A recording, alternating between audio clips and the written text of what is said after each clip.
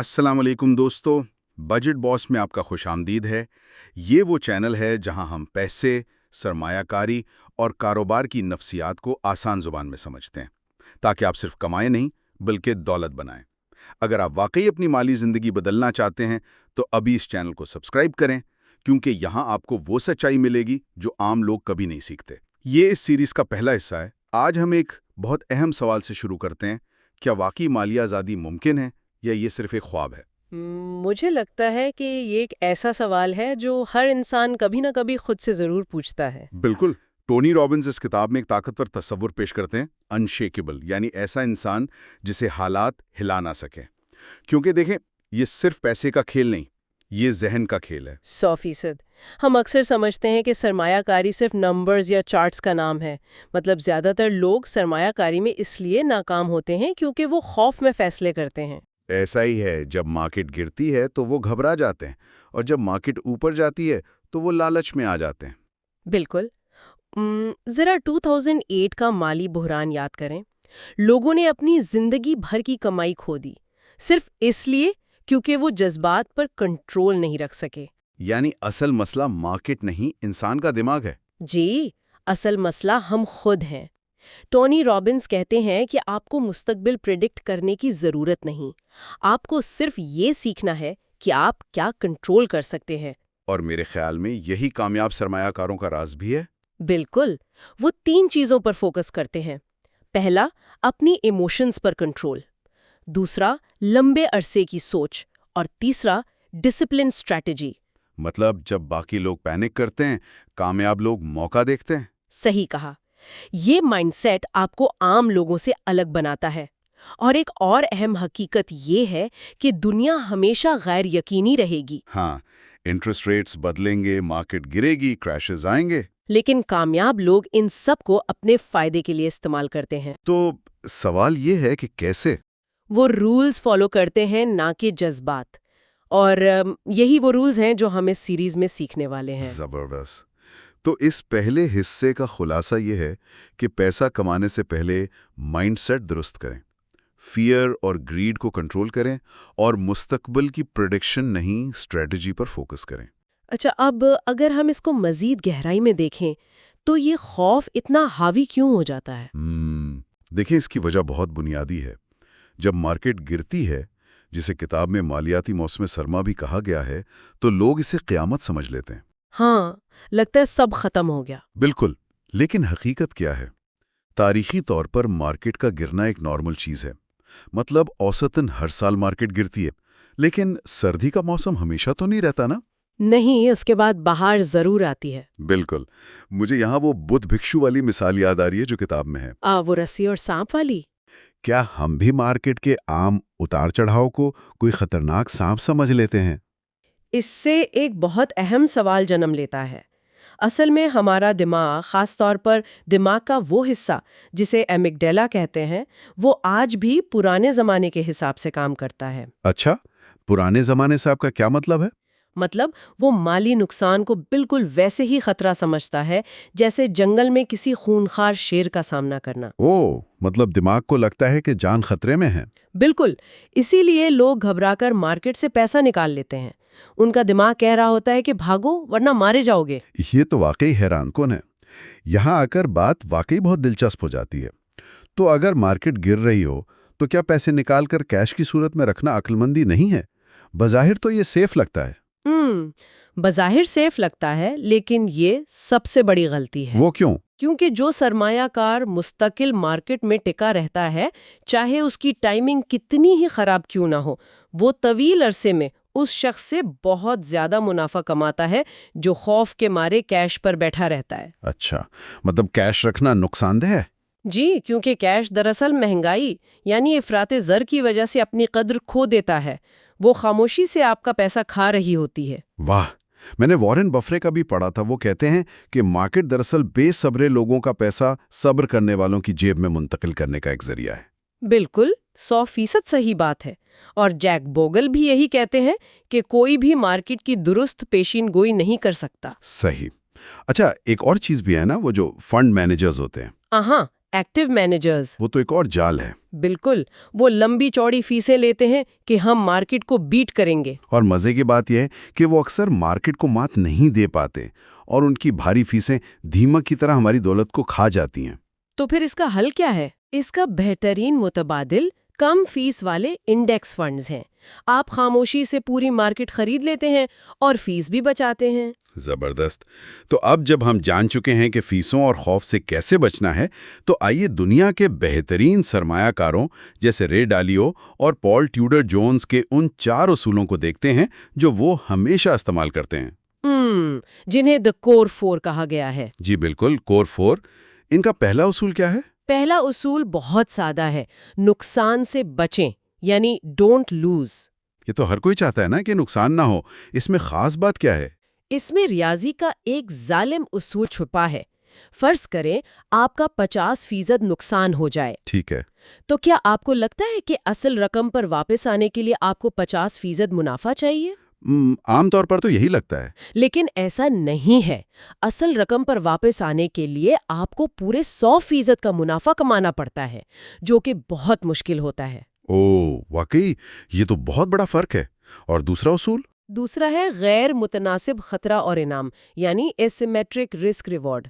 اس کا مطلب ہے کم سے کم خطرہ مول لے کر زیادہ سے زیادہ منافع کی تلاش. بالکل، وہ ایسا رسک لیتے ہیں جہاں کھونے کو تھوڑا ہو اور پانے کو بہت کچھ. صحیح. اور تیسرا اصول کیا ہے؟ تیسرا اصول ٹیکس کی بچت ہے، یعنی ٹیکس ایفیشنسی. اور یہاں جو بات سب سے زیادہ حیران کن ہے وہ یہ ہے کہ اصل اہمیت اس بات کی نہیں کہ آپ کتنا کماتے ہیں، بلکہ اس بات کی ہے کہ ٹیکس دینے کے بعد آپ کے پاس کتنا بچتا ہے. یہ بات تو ہے. ہم صرف گراس پروفٹ دیکھتے ہیں، نیٹ نہیں دیکھتے. بالکل. اور چوتھا اصول ہے تنوع، یعنی ڈائیورسفیکیشن. یعنی اپنے سارے انڈے ایک ہی ٹوکری میں نہ رکھیں. جی، تاکہ اگر ایک چیز گرے تو آپ کا سارا پیسہ نہ ڈوبے. اس کی مثال تو ہم گاڑی کے سیٹ بیلٹ اور ایئر بیگ سے دے سکتے ہیں، ہے نا؟ مطلب یہ حادثے کو روکتے تو نہیں، لیکن مالیاتی طوفانوں میں ہماری حفاظت ضرور کرتے ہیں. بہت زبردست مثال دی آپ نے. یہ ایک طرح کا سیفٹی نیٹ ہے. اچھا، اب ہم نے بہترین اصول تو جان لیے، لیکن اس سب کے باوجود لوگ ناکام کیوں ہوتے ہیں؟ کیونکہ میرا ماننا ہے کہ اصل جنگ چارٹ یا گراف پر نہیں، ہمارے اپنے ذہن کے اندر لڑی جا رہی ہے. بالکل درست. اور رویوں کی مالیات، جسے بیہیویئرل فائنانس کہتے ہیں، اس میں اس کی وجوہات بتائی گئی ہیں. تو سب سے بڑی نفسیاتی غلطی کون سی ہے؟ سب سے بڑی غلطی تصدیقی تعصب ہے، یا کنفرمیشن بائس. مطلب ہم صرف وہی چیزیں دیکھتے ہیں جو ہماری سوچ سے میچ کرتی ہیں. جی، ہم صرف وہی خبریں پڑھتے ہیں جو ہمارے فیصلوں کو درست ثابت کریں. ہم حقیقت نہیں دیکھنا چاہتے. اور دوسری غلطی؟ دوسری غلطی یہ ہے کہ ہم حالیہ واقعات کو مستقل رجحان سمجھ لیتے ہیں. ہاں، جیسے 2016 کے امریکی انتخابات کے وقت ہوا تھا. بالکل، وہ بہترین مثال ہے. راتوں رات مارکیٹ میں گھبراہٹ پھیل گئی تھی، سب کچھ گر رہا تھا. لوگوں کو لگا اب دنیا ختم ہو جائے گی. اور پھر اچانک اگلے ہی دن مارکیٹ پلٹ گئی اور زبردست تیزی آ گئی. جن لوگوں نے گھبرا کر بیچا انہیں بھاری نقصان ہوا.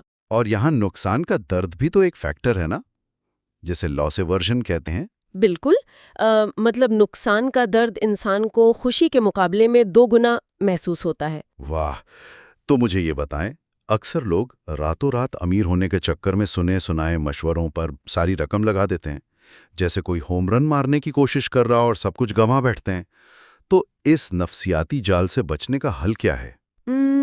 اس کا بہترین حل ری بیلنسنگ ہے. ری بیلنسنگ؟ وہ کیسے کام کرتا ہے؟ مطلب آپ اپنے لیے کچھ اصول بنا لیں اور اپنے پورٹ فولیو کا باقاعدگی سے جائزہ لیں. یہ عمل انسان کو خود بخود مجبور کرتا ہے کہ وہ کم قیمت پر خریدے اور زیادہ قیمت پر بیچے. یعنی جذبات کو بیچ سے نکال دیتا ہے. بالکل. یہ ایک طرح کا خودکار نظام بن جاتا ہے. چلیں، یہ تو بہت کام کی بات ہے. اب فرض کریں آپ نے تمام اصول اپنا لیے اور بہت سا پیسہ کما لیا، تو کیا اس کا مطلب ہے کہ آپ کامیاب ہو گئے؟ یہ ایک بہت گہرا سوال ہے، کیونکہ دیکھیں دنیا میں ایسے بہت سے ارب پتی موجود ہیں جو بے پناہ دولت کے باوجود اندر سے دکھی اور ناخوش ہیں. بالکل ایسا ہی ہے، اور اسی لیے سر جان ٹیمپلٹن کے سنہری الفاظ بہت یاد آتے ہیں. انہوں نے کہا تھا کہ دولت کا راز شکر گزاری میں ہے اور جینے کا اصل مقصد دوسروں کو دینا ہے. کیا خوبصورت بات ہے. مطلب صرف پیسہ جمع کرنا مقصد نہیں ہے. جی، اگر ہم اس بات کو بڑی تصویر سے جوڑ کر دیکھیں تو مالی آزادی اس وقت تک بے معنی ہے جب تک آپ کے پاس جذباتی اور روحانی دولت نہ ہو. میں اس بات سے 100% متفق ہوں. اصل کامیابی صرف پیسے کے انبار لگانے میں نہیں ہے، بلکہ اس پیسے سے اپنی اور اپنے پیاروں کی زندگی میں خوشی لانے اور خوف کے بجائے شکر گزاری کے ساتھ جینے میں ہے. بالکل، ورنہ اس پیسے کا کوئی فائدہ نہیں. تو دوستوں، آج کی اس تفصیلی نشست کا اگر خلاصہ پیش کروں تو وہ یہ ہے کہ پیسہ کمانے سے پہلے اپنا مائنڈ سیٹ درست کریں، اپنے فیئر اور گریڈ یعنی خوف اور لالچ پر کنٹرول رکھیں، اور مستقبل کی پیشین گوئیوں میں الجھنے کے بجائے اپنی اسٹریٹجی پر فوکس کریں. صحیح بات ہے. اگلے حصے میں ہم جانیں گے کہ مالی دنیا کے وہ ہڈن رولز کیا ہیں جو عام لوگوں سے چھپائے جاتے ہیں. یہ اس سیریز کا دوسرا حصہ ہے، اور اگر آپ کو یاد ہو تو پچھلے حصے میں ہم نے سیکھا تھا کہ کامیابی اور دولت مندی کا اصل راز ایک درست مائنڈ سیٹ ہے. بالکل، مائنڈ سیٹ ہی وہ پہلی سیڑھی ہے جہاں سے سب شروع ہوتا ہے. ہاں، لیکن صرف سوچ بدل لینا کافی نہیں ہوتا. اب ہم بات کریں گے اس گیم کے ہڈن رولز کی، یعنی وہ چھپے ہوئے اصول جو زیادہ تر لوگوں کو کبھی نہیں بتائے جاتے. صحیح، اور یہی آج کے اس جائزے کا سب سے اہم مقصد ہے. وال سٹریٹ پر معلومات کا بوجھ تو بہت زیادہ ہے، لیکن اگر ہم ٹونی رابنس کی کتاب انشیکیبل کے اندر چھپے ان ذرائع کو غور سے دیکھیں تو سمجھ آتا ہے کہ کچھ چیزیں جان بوجھ کر عام انسان سے چھپائی جاتی ہیں. تو چلیں سب سے پہلے راز کی طرف آتے ہیں. زیادہ تر لوگ سمجھتے ہیں کہ وہ انویسٹمنٹ سے پیسہ کما رہے ہیں، لیکن حقیقت میں فیسیں ان کا سب سے بڑا دشمن ہے. مطلب ایک مثال لیتے ہیں. فرض کریں کوئی شخص کیفے جاتا ہے، ایک عام سی کافی کا آرڈر دیتا ہے جس کی قیمت کوئی $4 ہونی چاہیے. عام طور پر اتنی ہی ہوتی ہے. لیکن جب وہ بل دینے لگتا ہے تو کاؤنٹر والا اس سے $249 مانگ لیتا ہے. اب ظاہر ہے کوئی بھی انسان غصے میں آ کر وہاں سے چلا جائے گا. ہاں، یہ تو بالکل پاگل پن ہے. لیکن حیرت کی بات یہ ہے کہ وال سٹریٹ پر روزانہ لاکھوں سمجھدار لوگ خوشی خوشی یہی قیمت ادا کر رہے ہوتے ہیں اور انہیں اس کا احساس تک نہیں ہوتا. اور سب سے بڑا المیہ یہ ہے کہ جب انہیں اس بات کی سمجھ آتی ہے تب تک ان کی زندگی بھر کی کمائی کا ایک بہت بڑا حصہ غائب ہو چکا ہوتا ہے. تو یہ ہوتا کیسے ہے؟ مطلب یہ فیسیں بظاہر تو بہت چھوٹی لگتی ہے نا، 1% یا 2%.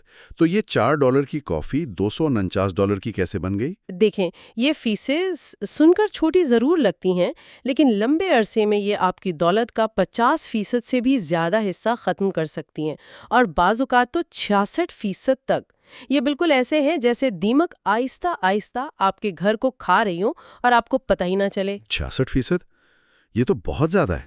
بالکل، اسے ریورس کمپاؤنڈنگ کہہ سکتے ہیں. مشہور ماہر جان بوگل کی ریاضی کی ایک مثال لے لیتے ہیں. فرض کریں مارکیٹ 50 سال کے عرصے میں 7% سالانہ منافع دیتی ہے. ٹھیک ہے. اور اگر $1 لگایا جائے تو کمپاؤنڈنگ کی طاقت سے وہ 50 سال بعد $30 بن جانا چاہیے. لیکن اگر بیچ میں فیس آ جائے؟ جی، اگر فنڈ مینیجر ہر سال صرف 2% فیس کاٹتا رہے تو اب 7% کی جگہ آپ کو 5% منافع مل رہا ہے، اور 50 سال بعد وہ $1 $30 بننے کے بجائے صرف $10 بن پاتا ہے. کیا مطلب ملنے $30 چاہیے تھے اور ملے صرف 10؟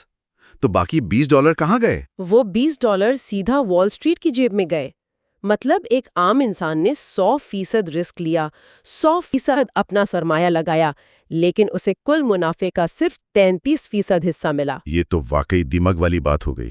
اور جان اولیور نے بھی تو اپنے شو میں اسی چیز کا ذکر کیا تھا کہ یہ ہڈن فیسیں خاموشی سے مستقبل کو کھا رہی ہوتی ہیں. بالکل کیا تھا، اور یہ جاننا اس لیے بھی ضروری ہے کیونکہ وال سٹریٹ یا بڑی کمپنیاں ہمیشہ ہمارے فائدے کے لیے کام نہیں کرتیں. وہ زیادہ تر اپنا فائدہ دیکھتی ہیں. اس لیے بلائنڈلی ٹرسٹ کرنا، یعنی آنکھیں بند کر کے بھروسہ کرنا، ایک بہت بڑی غلطی ہے. اور وہ دعویٰ کیا کرتے ہیں کہ ہم مارکیٹ کے ایکسپرٹ ہیں، ہم بہترین شیئرز چنتے ہیں، اس لیے ہماری 2% فیس بنتی ہے. لیکن ذرائع تو کچھ اور ہی بتاتے ہیں. ہاں، اعداد و شمار ان کے اس دعوے کو بالکل غلط ثابت کرتے ہیں. حقیقت یہ ہے کہ 96% ایکٹیو فنڈز 15 سال کے عرصے میں مارکیٹ کے عام منافع کو مات دینے میں بری طرح ناکام رہتے ہیں. واو، 96% فیل ہو جاتے ہیں. تو اگر مہنگے مالیاتی ماہرین اور یہ فنڈ مینیجرز اتنی بری طرح ناکام ہوتے ہیں اور فیسوں کی مد میں اتنی دولت بھی لوٹتے ہیں، تو پھر ایک عام انسان کے لیے سرمایہ کاری کا سب سے محفوظ اور سستا راستہ کون سا ہے؟ اس کا سیدھا سا جواب ہے انڈیکس فنڈز۔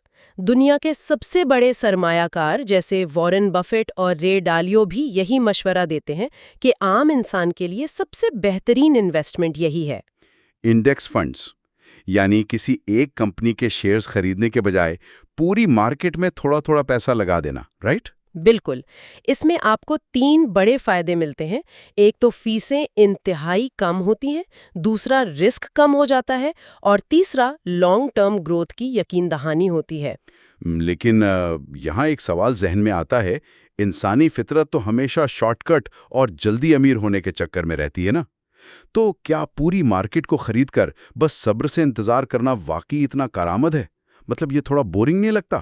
بورنگ شاید لگے، لیکن یہ بورنگ طریقہ ہی اصل میں پیسہ بناتا ہے، اور اس کا سب سے بڑا ثبوت وارن بفیٹ کی وہ مشہور شرط ہے جو انہوں نے ہیج فنڈز کے خلاف لگائی تھی۔ ہاں، وہ 2008 والی شرط۔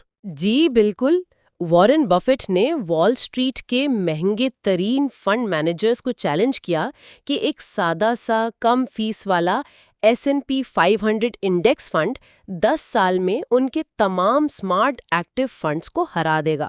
اور اس وقت تو مارکیٹ کریش بھی ہو رہی تھی، تو ان ایکسپرٹس کو تو اپنا کمال دکھانا چاہیے تھا۔ نتیجہ کیا نکلا اس شرط کا؟ نتیجہ یہ نکلا کہ 8 سال کے عرصے میں ہی مہنگے اور ذہین ترین فنڈ مینیجرز نے ہار مان لی۔ ان کا منافع صرف 21.87% تھا، جبکہ اس سادہ سے انڈیکس فنڈ نے 65.67% کا زبردست منافع دیا۔ یعنی 3 گنا سے بھی زیادہ؟ جی۔ یہ تو کمال ہے۔ تو اس سے یہ ثابت ہوتا ہے کہ یہ اسٹریٹجی بہت سمپل ہے، بائی اینڈ ہولڈ، یعنی خریدیں اور لمبے عرصے کے لیے رکھیں۔ بار بار کی خرید و فروخت صرف فیسیں اور ٹیکس بڑھاتی ہے۔ ٹھیک ہے، انڈیکس فنڈز ایک بہترین سواری تو ہیں، لیکن جب مارکیٹ کریش ہوتی ہے تو سواری کو حادثے سے کیسے بچایا جائے؟ کیونکہ مارکیٹ تو کبھی نہ کبھی گرے گی ہی۔ یہیں پر ٹونی رابنز کے وہ 4 بنیادی اصول آتے ہیں جنہیں وہ کور 4 کہتے ہیں۔ یہ 4 اصول کسی بھی فائنینشیل سسٹم کی بنیاد ہے، اور ان میں سب سے پہلا اصول ہے ڈونٹ لوز منی، یعنی پیسے کا نقصان نہ ہونے دیں۔ ایک منٹ، سرمایہ کاری کا تو مطلب ہی رسک لینا ہوتا ہے نا، تو پیسے کا نقصان نہ ہونے دینے کا کیا مطلب ہے؟ اگر نقصان سے اتنا ہی ڈریں تو انسان پیسہ بینک میں رکھ لیں۔ نہیں، بینک میں رکھنے سے تو مہنگائی اسے ویسے ہی کھا جائے گی۔ اس اصول کی ایک بڑی گہری سائنسی اور ریاضیاتی وجہ ہے، میں سمجھاتی ہوں۔ فرض کریں کسی کے سرمایے میں 50% کی کمی واقع ہو جاتی ہے۔ اب اسے واپس اسی پرانی سطح تک پہنچنے کے لیے 50% منافع نہیں چاہیے، بلکہ 100% منافع کمانا پڑے گا۔ ارے ہاں، اگر ₹1,00,000 سے 50,000 رہ گئے تو واپس 1,00,000 تک جانے کے لیے ان 50,000 کو ڈبل کرنا پڑے گا۔ بالکل، اور مارکیٹ میں 100% منافع کمانے میں کئی سال لگ سکتے ہیں۔ تو یہ تو ایسے ہی ہو گیا نا کہ کوئی شخص چلتے چلتے کسی گڑھے میں گر جائے، اب اسے آگے بڑھنے کے لیے پہلے اس گڑھے سے باہر نکلنے کی دگنی محنت کرنی پڑے گی۔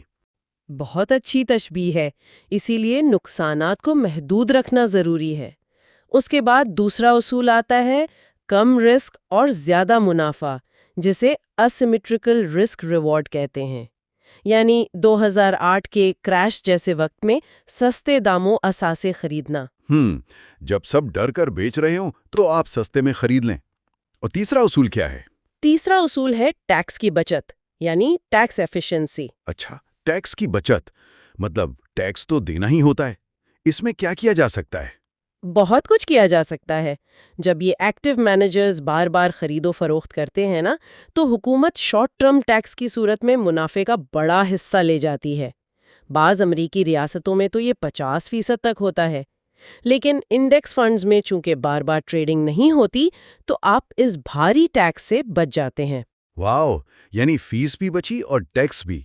اب آتے ہیں چوتھے اور شاید سب سے اہم اصول کی طرف، ڈائیورسفیکیشن۔ جی، ڈائیورسفیکیشن اور اثاثوں کی تقسیم، جسے ہم ایسٹ ایلوکیشن بھی کہتے ہیں، یہ اصول سکھاتا ہے کہ آپ کا سارا پیسہ ایک ہی جگہ نہیں ہونا چاہیے، اسے مختلف جگہوں پر ہونا چاہیے، جیسے سٹاکس، بانڈز اور کیش میں۔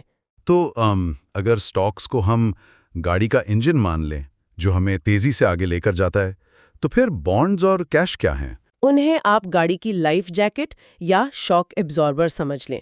جب مارکیٹ گرتی ہے تو یہ توازن آپ کو بچاتا ہے۔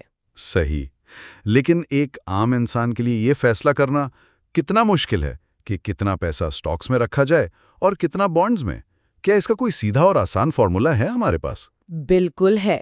ذرائع میں ایک بہت زبردست حکمت عملی بتائی گئی ہے پیٹر مالک کی۔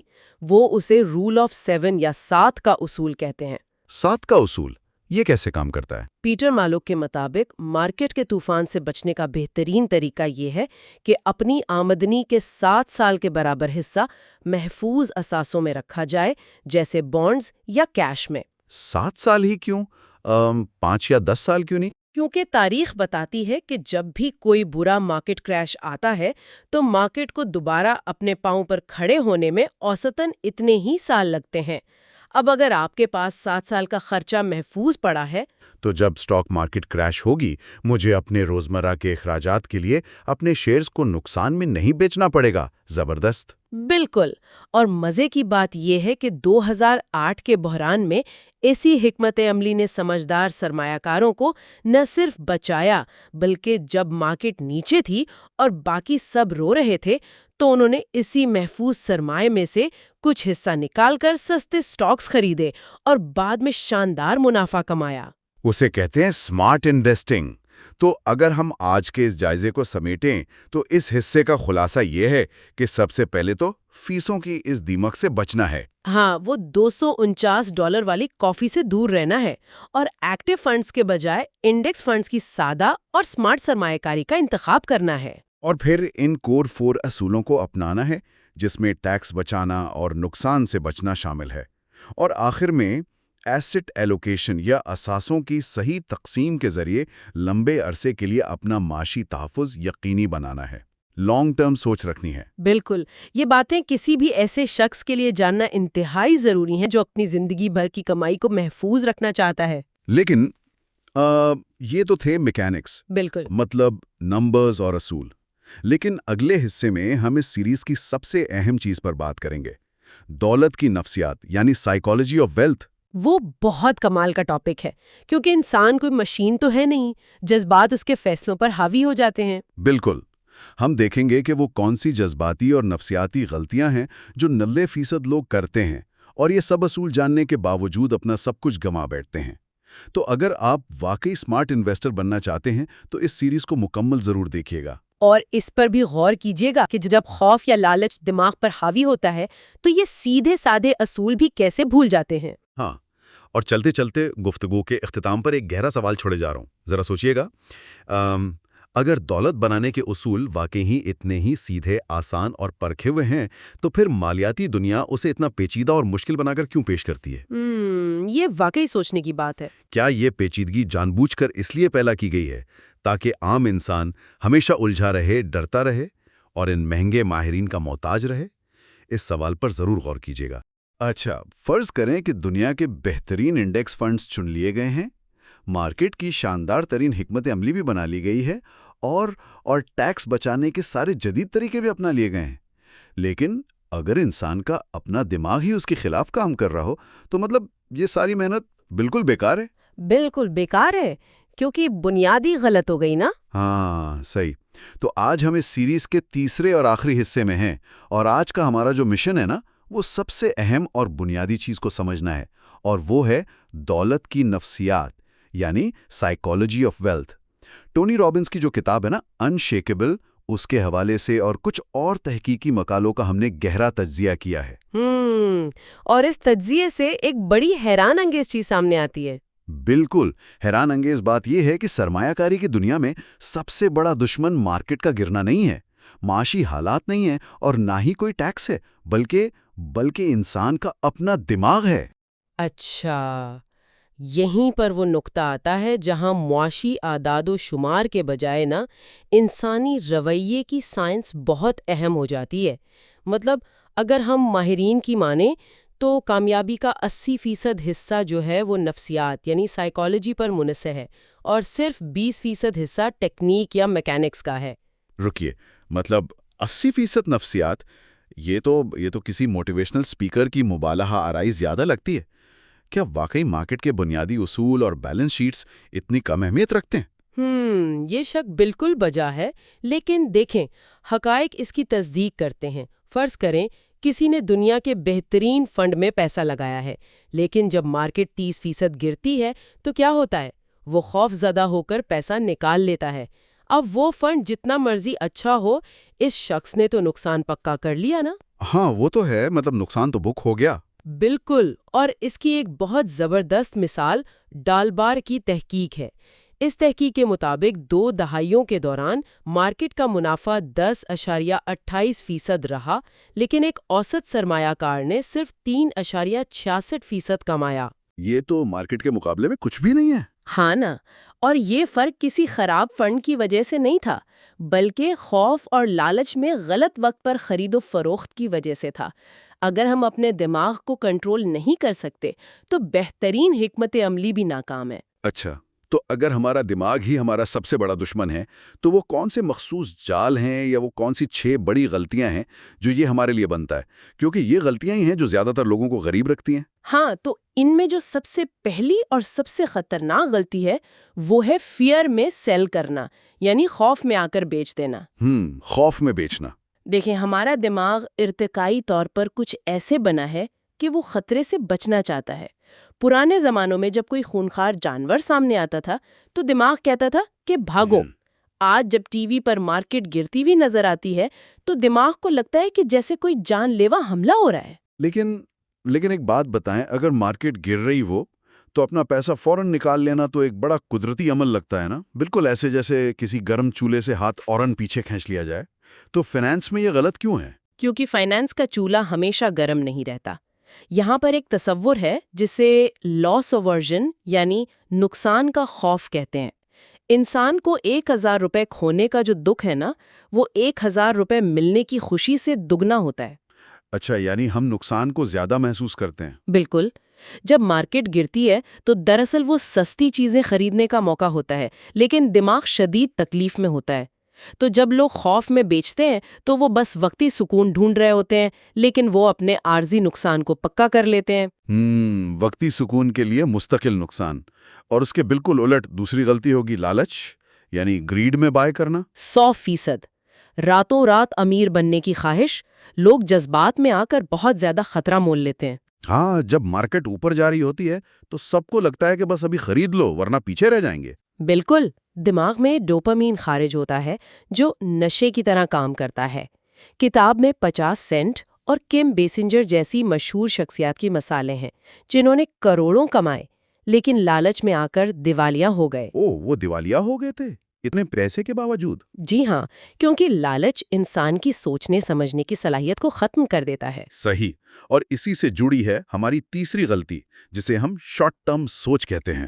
مطلب لوگ جو موجودہ ٹرینڈ چل رہا ہوتا ہے نا، اسے ہمیشہ رہنے والا سمجھ لیتے ہیں۔ بالکل، اسے ریسنسی بائس کہتے ہیں۔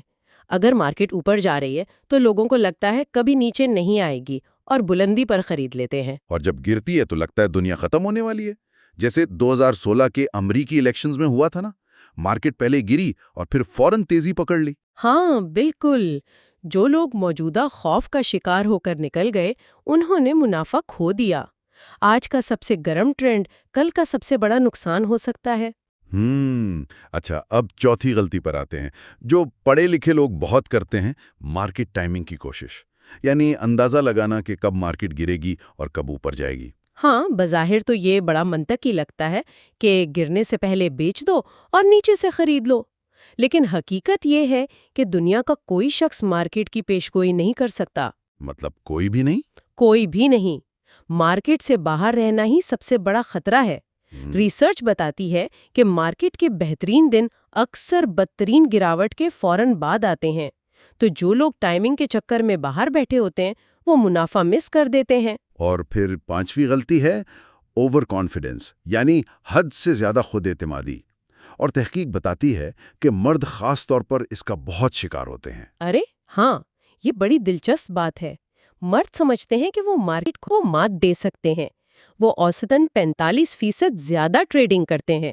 اور زیادہ ٹریڈنگ کا مطلب ہے زیادہ فیس، زیادہ ٹیکس۔ بالکل، وہ جتنا کماتے نہیں ہیں اس سے زیادہ بروکریج اور ٹیکس میں گنوا دیتے ہیں۔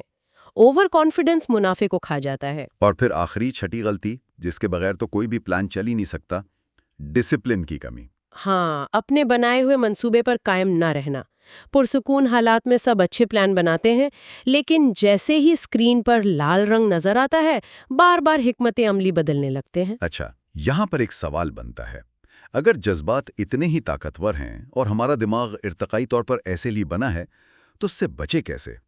کیا ہم اپنی فطرت سے لڑ سکتے ہیں؟ نہیں، ہم لڑ نہیں سکتے، اور کامیاب لوگ لڑتے بھی نہیں ہیں۔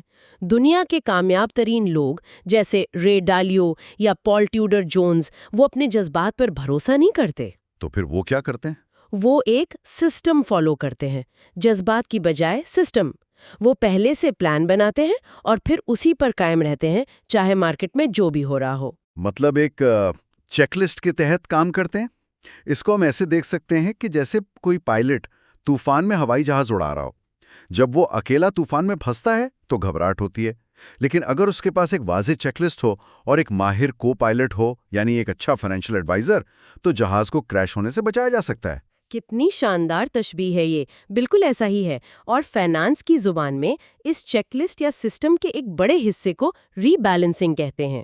اچھا، یہ ری بیلنسنگ کیا ہے اور یہ توازن کیسے برقرار رکھتی ہے؟ دیکھیں، ری بیلنسنگ کا مطلب ہے سال میں کم از کم ایک بار اپنے پورٹ فولیو کو واپس اس کی اصل حالت پر لانا۔ فرض کریں کسی نے 60% سٹاکس اور 40% بانڈز کا فیصلہ کیا۔ ٹھیک ہے۔ اب اگر مارکیٹ اوپر گئی اور سٹاکس 70% ہو گئے تو ری بیلنسنگ انسان کو مجبور کرے گی کہ وہ بڑے ہوئے سٹاکس کو بیچیں اور بانڈز خریدیں۔ ارے واہ، یعنی مہنگی چیز خود بخود بک گئی اور سستی خریدی گئی۔ بالکل، یہ سسٹم آپ کو مجبور کرتا ہے کہ آپ سستی چیزیں خریدیں اور مہنگی بیچیں، یعنی بائی لو سیل ہائی، وہ بھی بغیر کسی جذبات کے۔ یہ تو واقعی ایک زبردست سسٹم ہے۔ اچھا، ہم نے مارکیٹ کو سمجھ لیا، نفسیات کو قابو کر لیا، اور فرض کریں کہ اس سب سے بہت سا پیسہ بھی کما لیا، لیکن اگر پیسہ کما کر بھی زندگی میں ناخوشی ہے تو کیا واقعی کوئی شخص امیر ہے؟ یہ سب سے اہم اور گہری بات ہے۔ حقیقی دولت یعنی ریئل ویلتھ صرف پیسہ نہیں ہے، یہ دراصل 3 چیزوں کا مجموعہ ہے۔ وہ کون سی 3 چیزیں؟ پہلی ہے فائنینشیل فریڈم یعنی مالی آزادی، دوسری ہے پیس آف مائنڈ یعنی ذہنی سکون، اور تیسری جو سب سے اہم ہے وہ ہے پرپسفل لائف یعنی ایک بامقصد زندگی۔ ہاں، ٹونی رابنز بھی تو یہی کہتے ہیں نا کہ منی از اے ٹول، یہ ایک اوزار ہے، مقصد نہیں۔ بالکل، اصل کامیابی یہ ہے کہ انسان اپنے پیسے کو کنٹرول کرے، نہ کہ پیسہ انسان کو کنٹرول کرنے لگے۔ صحیح۔ ٹونی رابنز ایک بہت گہری بات کہتے ہیں کہ success without fulfilment is the ultimate failure, یعنی تسکین کے بغیر کامیابی سب سے بڑی ناکامی ہے۔ اس پر مجھے رابن ولیمز کی مثال یاد آتی ہے۔ مطلب اتنی کامیاب شخصیت، بے پناہ شہرت اور پیسہ، لیکن اندرونی سکون نہیں تھا۔ ہاں، وہ ایک بہت بڑی اور افسوسناک مثال ہے۔ اگر پیسہ ہے لیکن سکون نہیں تو وہ انسان حقیقتاً امیر نہیں ہے۔ تو پھر ہم اس مالی آزادی اور ذہنی سکون کے ملاپ کو عملی زندگی میں کیسے حاصل کر سکتے ہیں؟ اس کا جواب ایک فائنل لیسن میں چھپا ہے، اور وہ یہ ہے کہ کنسسٹنسی بیٹس ایوری تھنگ، یعنی مستقل مزاجی ہر چیز کو مات دے دیتی ہے۔ مطلب ہمیں اوور نائٹ رچ نہیں بننا، راتوں رات امیر نہیں ہونا، بلکہ اسٹڈی گرو کرنا ہے۔ بالکل، اور اس کی سب سے حیران کن مثال سیوڈور جانسن کی ہے۔ وہ ایک عام سا UPS ورکر تھا۔ اچھا، اس کی تنخواہ کتنی تھی؟ اس کی تنخواہ پوری زندگی میں کبھی $14,000 سالانہ سے زیادہ نہیں بڑھی۔ $14,000؟ تو وہ امیر کیسے بنا؟ اس نے بس مستقل اپنی آمدنی کا 20% حصہ بچایا اور سرمایہ کاری کی، اور مستقل مزاجی سے اسے بڑھنے دیا۔ آپ کو پتا ہے 90 سال کی عمر تک اس نے کتنی دولت اکٹھی کرنی تھی؟ کتنی؟ وہی $1-2 ملین؟ نہیں، $70 ملین۔ کیا؟ $70 ملین صرف $14,000 کی تنخواہ سے؟ ہاں، کیونکہ چھوٹے فیصلے لمبے عرصے تک بہت بڑی کامیابی دیتے ہیں۔ یہی مستقل مزاجی کی طاقت ہے۔ یہ تو واقعی ایک معجزہ ہے۔ اچھا، اب ہم اس پوری گفتگو اور اس آخری حصے کا خلاصہ کرتے ہیں۔ سب سے پہلی چیز جو سامنے آئی وہ یہ کہ اپنے جذبات یعنی ایموشنز کو کنٹرول کرنا ہے۔ بالکل۔ دوسری بات، لانگ ٹرم سسٹم فالو کرنا ہے، مارکیٹ ٹائمنگ کے چکر میں نہیں پڑنا۔ تیسرا یہ کہ ریئل ویلتھ یعنی حقیقی دولت کو سمجھنا ہے جو صرف پیسہ نہیں بلکہ ذہنی سکون ہے۔ اور چوتھا، کنسسٹنسی یا مستقل مزاجی کو اپنا اصول بنانا ہے۔ اور اس سب کو سمیٹتے ہوئے ایک آخری فکر انگیز خیال ہے جو ہر کسی کو سوچنا چاہیے۔ جی بتائیے۔ دولت کا سب سے بڑا اور پراسرار راز دراصل دینا یعنی گیونگ اور شکر گزاری میں ہے۔ سر جان ٹیمپلٹن نے کہا تھا کہ اگر کسی کے پاس $1 ارب ہیں اور وہ شکر گزار نہیں ہے تو وہ غریب ہے۔ شکر گزاری بہت ضروری ہے۔ بالکل۔ اور اگر کوئی انسان اپنے $1 میں سے 10 سینٹ کسی کی مدد کے لیے نہیں نکال سکتا تو وہ 10 لاکھ میں سے بھی کبھی نہیں نکالے گا۔ آج سے ہی دینا شروع کریں کیونکہ یہی اصل فراوانی ہے۔ کتنی خوبصورت بات ہے۔ تو جن لوگوں نے اس سیریز کے یہ تینوں حصے سمجھ لیے ہیں وہ فائنینشل گیم جیتنے کے بالکل درست راستے پر ہیں۔ بالکل، یہ علم عملی زندگی میں بہت کام آتا ہے۔ اور جو لوگ چاہتے ہیں کہ انہیں مزید ایسے گہرے تجزیے اور ویڈیوز ملتی رہیں وہ چینل کو سبسکرائب کریں اور اس ویڈیو کو شیئر کریں، کیونکہ کسی بھی انسان کی مالی آزادی کا سفر ایسے ہی شعور اور آگاہی سے شروع ہوتا ہے۔